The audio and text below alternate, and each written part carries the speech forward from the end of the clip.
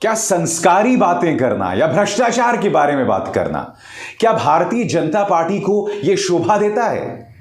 क्या इसके जरिए भारतीय जनता पार्टी का दोहरा चरित्र सामने नहीं आता? आपकी स्क्रीन पर यह है स्मृति ईरानी। आप जानते हैं स्मृति ईरानी जी रजत शर्मा के कार्यक्रम आपकी अदालत में गई और उन्होंने एक बात कही जो मैं आपको सुनाना चाहता हूं।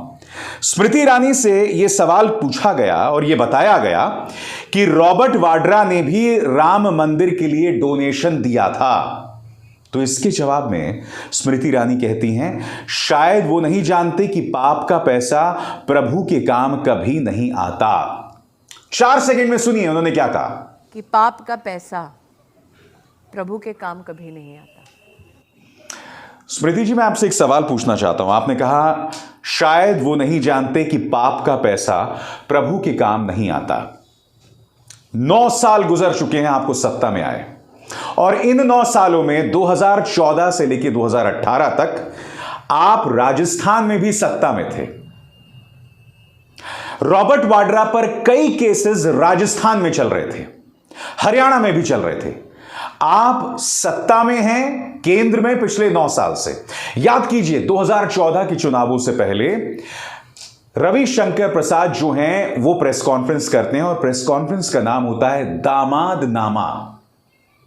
राहुल गांधी के जीजा और सोनिया गांधी के दामाद कौन है? रॉबर्ट वाड्रा। तो भारतीय जनता पार्टी ने 2013-14 में रॉबर्ट वाड्रा पर भ्रष्टाचार का आरोप लगाया था। 9 साल गुजर गए, कार्रवाई तो बहुत दूर की बात है। क्या आपको कहीं पर भी कोई सुगबुगाहट कि कोई एक्शन लिया जा रहा है सुनाई देती है? बताइए। तो फिर स्मृति ईरानी ये क्यों कह रही हैं कि रॉबर्ट वाड्रा का पाप का पैसा राम मंदिर के काम नहीं आएगा? स्मृति जी, मेरे आपसे कुछ सवाल। क्या पर्दे के पीछे रॉबर्ट वाड्रा के साथ भारतीय जनता पार्टी की कोई डील हो गई है जिसके चलते आप सिर्फ बयानबाजी करते हैं, उस पर कोई एक्शन नहीं लेते? क्योंकि आपने रॉबर्ट वाड्रा पर बाकायदा एक लंबी चौड़ी प्रेस कॉन्फ्रेंस करके उन पर गंभीर आरोप लगाए थे। आप कोई एक्शन क्यों नहीं ले रहे हैं? नंबर 1। नंबर 2, क्या आप एक्शन इसलिए नहीं ले रहे हैं कि कोई मामला ही नहीं है? यानी कि बेवजह गांधी परिवार पर निशाना साधने के लिए आपने रॉबर्ट वाड्रा का इस्तेमाल किया और अब आप उन पर कोई एक्शन नहीं ले रहे हैं। 2 ही सूरतों में हो सकता है, या तो रॉबर्ट वाड्रा के खिलाफ कोई प्रमाण नहीं है, मामला कुछ भी नहीं है, या फिर पर्दे के पीछे आपने डील कर ली है। और दोनों ही सूरतें भारतीय जनता पार्टी के दावों पर एक करारा तमाचा है। आप जो कहते हैं ना कि ना खाऊंगा ना खाने दूंगा, वो सिर्फ एक ढकोसला, एक दिखावे के तौर पर दिखाई देता है। रजत शर्मा की आपकी अदालत में ये तमाम बयानात देना बहुत आसान है। हिम्मत है तो एक्शन लीजिए। अभी भी 1.25 साल बचा हुआ है। अगर आपको लगता है कि रॉबर्ट वाड्रा ने कुछ गलत किया है तो एक्शन लीजिए। हालांकि ये चुनावी साल है और दिखाने के लिए आप कुछ कुछ कर सकते हैं, मगर सबसे बड़ा प्रश्न वो स्मृति ईरानी जो कांग्रेस के मुताबिक राहुल गांधी की ट्रोल मंत्री हैं, यानी कि इनका काम सिर्फ एक है, राहुल गांधी की आलोचना करना। उनसे कुछ सवाल हैं। आपने दावा किया था कि सिली सोल्स बार जो आपकी बेटी चला रही थी या उनकी वहां भूमिका थी, उनसे कोई नाता नहीं है, मगर 2 चीजें सार्वजनिक हुई थी। एक आरटीआई के जरिए पता चला था कि आपके पति की कंपनी और सिली सोल्स में सीधा नाता है दोस्तों, यह वो खबर थी। और दूसरी बात, याद कीजिए जब एक फूडी व्लॉगर आपकी बेटी का इंटरव्यू कर रहा था, तब आपने खुद इंस्टाग्राम में गर्व जतलाया था उस मुद्दे पर। यानी कि सिली सोल से सीधा नाता दिखाई देता है। और आप लगातार क्या कहती रही कि सिली सोल्स के साथ मेरा कोई नाता नहीं है। आप लगातार नथुने फुलाकर, गुस्सा होकर गांधी परिवार पर हमला बोलती रही।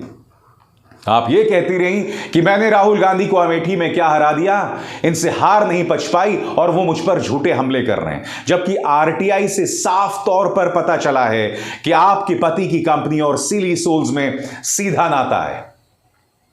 उस मुद्दे पर आप क्यों खामोश हैं?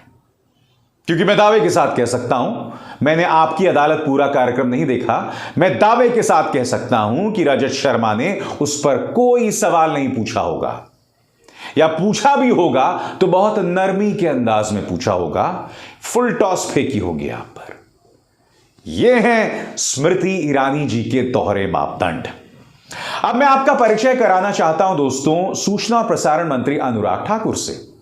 अनुराग ठाकुर के कई बयान सामने उभर कर आए हैं, जिसकी तरफ मैं आपका ध्यान खींचना चाहूंगा। सबसे पहले उनका यह बयान, अंग्रेजी में उनका यह बयान है, मैं इसका हिंदी में अनुवाद कर देता हूं। इनका यह कहना है कि ओटीटी प्लेटफॉर्म्स पर हम किसी भी तरह की अश्लीलता को बर्दाश्त नहीं करेंगे। अब दूसरा बयान देखिए, इसमें उन्होंने कहा है कि साहब मीडिया जो है अपने मंच पर देश के खिलाफ बोलने वालों को जगह ना दें। दोनों बातें बहुत वाजिब हैं, मगर मैं आपसे पूछना चाहता हूं अनुराग जी, क्या आपको नैतिक अधिकार है?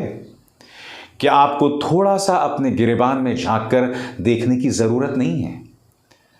आपने दिल्ली के चुनावों में किस तरह से ये नारे लगाए थे, कोई भूल पाया है? देश के गद्दारों को क्या क्या नारा लगाया था आपने? और उसी का परिणाम होता है कि उसके बाद दिल्ली में दंगे होते हैं।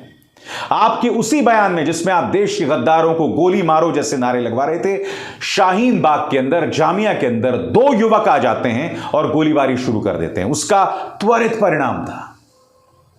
क्या आपको अधिकार है कि आप देशद्रोह की बात करें? क्या आपको अधिकार है कि आप अश्लीलता की बात करें? आप मंच से खड़े होकर देश के युवाओं को यह शिक्षा दे रहे हैं, क्या आपको यह अधिकार है?